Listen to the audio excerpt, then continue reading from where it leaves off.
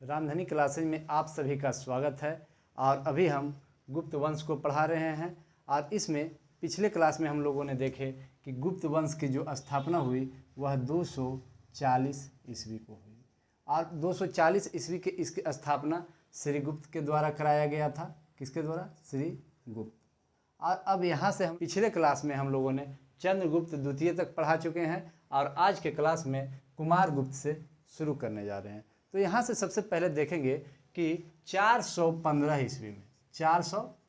ईस्वी में यह राजा बने और कुल लगभग 40 वर्ष तक यह शासन किए। तो ये आपको क्या हो जाएगा? 400 ईस्वी तक इन्होंने शासन किए। तो यहाँ से हम लोग देखेंगे कि इनका जो कार्यकाल था इसमें कोई भी आक्रमणकारी इनके साम्राज्य पर आक्रमण करने में सफल नहीं रहा। तो यहाँ से अब हम लोग देखेंगे कि कुमार गुप्त के काल में ही नालंदा विश्वविद्यालय की स्थापना हुई। किसका? नालंदा विश्वविद्यालय।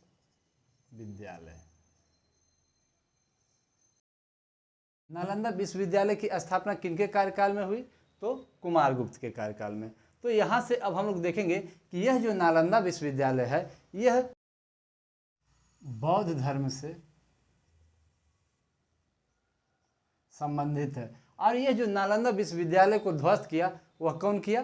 तो बख्तियार खिलजी। तो यहाँ से अब हम लोग देखेंगे कि कुमार गुप्त का जो अभिलेख है वह गुप्त राजाओं में सबसे अधिक इन्हीं का अभिलेख मिला है।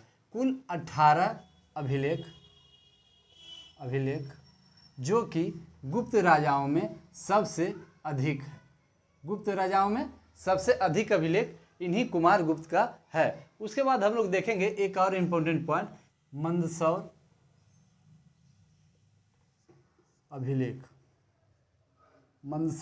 अभिलेख। और इससे जो है इनके शासन प्रणाली की जानकारी मिलती है। और उसके बाद देखेंगे कि इन्हें एक अभिलेख है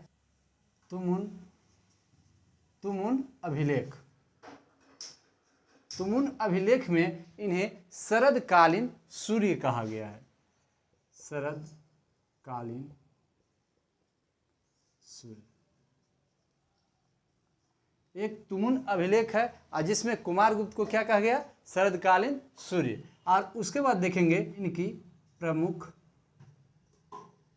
उपाधियां। महेंद्रादित्य, अजीत महेंद्र,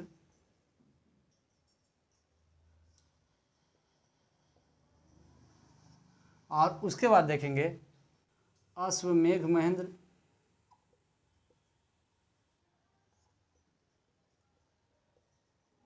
और व्याध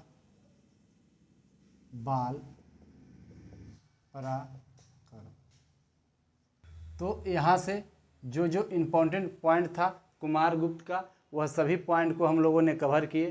तो यहाँ से देखें कि कुमार गुप्त जो है चंद्रगुप्त द्वितीय के बाद गद्दी पर बैठे और इन्होंने 415 ईस्वी में गद्दी को संभाले और लगभग 40 वर्षों तक शासन किए। और अपने शासन के दौरान कोई भी बाहरी आक्रमण को टच होने नहीं दिए। और उसके बाद देखें कि इनकी ही कार्यकाल में नालंदा विश्वविद्यालय जो कि बौद्ध धर्म के लिए विख्यात है उसकी स्थापना किया गया।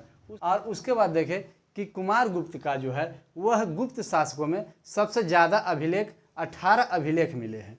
और उसके बाद देखें इनका एक अभिलेख है जिसका नाम मंदसौर अभिलेख है और इसमें इनके शासन प्रणाली के बारे में जानकारी मिलती है। उसके बाद हम लोग देखें इनका एक और अभिलेख जिसका तुमुन अभिलेख नाम है और इसमें इन्हें शरदकालीन सूर्य कहा गया है।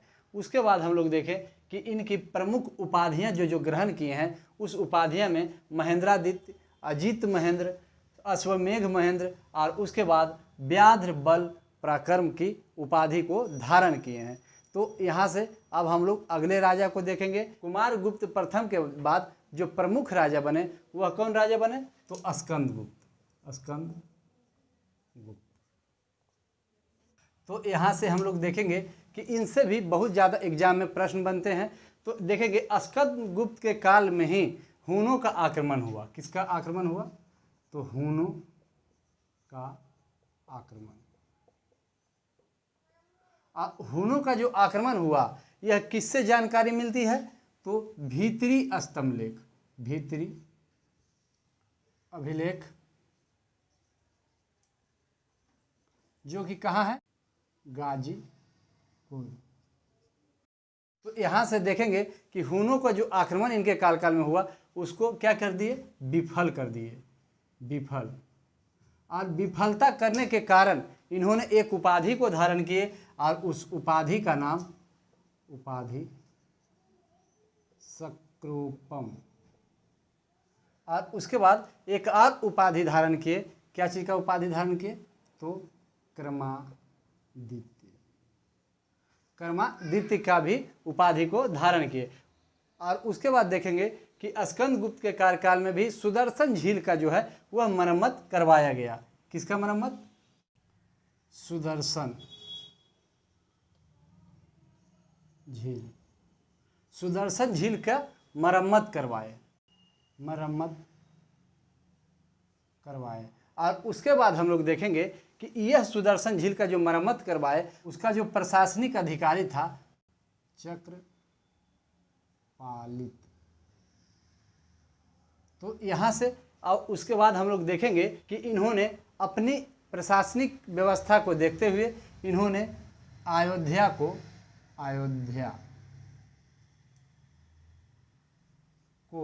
राजधानी बनाया। राजधानी कहाँ बनाया? अयोध्या को। तो यहाँ से जो जो इम्पोर्टेंट पॉइंट थे वह सभी पॉइंट को हम लोगों ने कवर किए। तो यहाँ से हम लोग देखें कि स्कंदगुप्त के कार्यकाल में ही हूनों का जो है वह आक्रमण हुआ और इसका जो पता चलता है भीतरी अभिलेख से पता चलता है। और यह जो अभिलेख है वह कहाँ है? तो गाजीपुर में है। उसके बाद देखें यह हूनों का जो आक्रमण इनके कार्यकाल में हुआ था उसे पूरी तरह से विफल कर दिए। अब विफलता करने के कारण इन्होंने एक उपाधि को धारण किए, उस उपाधि का नाम सक्रोपम है। और उसके बाद एक और उपाधि इन्होंने धारण किए और उसका नाम क्रमादित्य है। उसके बाद हम लोग देखें इनके कार्यकाल में सुदर्शन झील का भी मरम्मत करवाई गई थी और उसका जो प्रशासनिक अधिकारी था वह कौन था? तो चक्रपालित था। और उसके बाद हम लोग देखें इन्होंने अपनी प्रशासनिक सुविधा को देखते हुए अयोध्या को अपनी राजधानी बनाए। उसके बाद अब हम लोग आगे की ओर चलते हैं। तो अब हम लोग यहाँ से ध्यान देंगे भानुगुप्त को। तो भानुगुप्त में देखेंगे इनसे जो प्रश्न बनता है उसमें एक सती प्रथा से बनता है। तो यहाँ से हम लोग देखेंगे कि सती प्रथा का प्रथम प्रमाण कौन सा अभिलेख से मिलता है? तो एरन अभिलेख, एरन अभिलेख। एरन अभिलेख से सती प्रथा का जो है वह प्रथम प्रमाण मिलता है और वह किसका अभिलेख है? तो भानुगुप्त का। तो यहाँ से अब हम लोग देखेंगे कि इस अभिलेख में एक सेनापति था जिसका नाम था गोपराज। क्या था? गोपराज। इनकी मृत्यु जब लड़ते लड़ते हो गई तो इनको जब जलाया जा रहा था चिता पे तो इनके साथ इनके पत्नी को भी जला दिया गया। और यही जो प्रथम लिखित प्रमाण, यही सती प्रथा का जो प्रथम लिखित प्रमाण मिलता है वह आपको कहाँ से मिलता है? तो एरन अभिलेख से। यहाँ से जो है बहुत सारा प्रश्न बनते हैं। यहाँ से बनते हैं कि सती प्रथा का प्रथम लिखित प्रमाण कहाँ से मिला? तो आप गुप्त वंश भी कहीं कहीं ऑप्शन में रहता है। उसके बाद हम लोग देखेंगे कि गुप्त वंश का अंतिम राजा कौन हुआ? तो विष्णुगुप्त। तो यहाँ से जो जो इम्पोर्टेंट पॉइंट थे वह सभी पॉइंट को हम लोगों ने कवर किए। तो देखें कि गुप्त वंश के जो संस्थापक थे वह कौन थे? श्रीगुप्त। और गुप्त वंश का जो अंतिम शासक हुआ वह कौन हुआ? विष्णुगुप्त। तो अगर वीडियो अच्छा लगता है तो लाइक कीजिए, सब्सक्राइब कीजिए और अपने दोस्तों के पास शेयर जरूर कीजिए।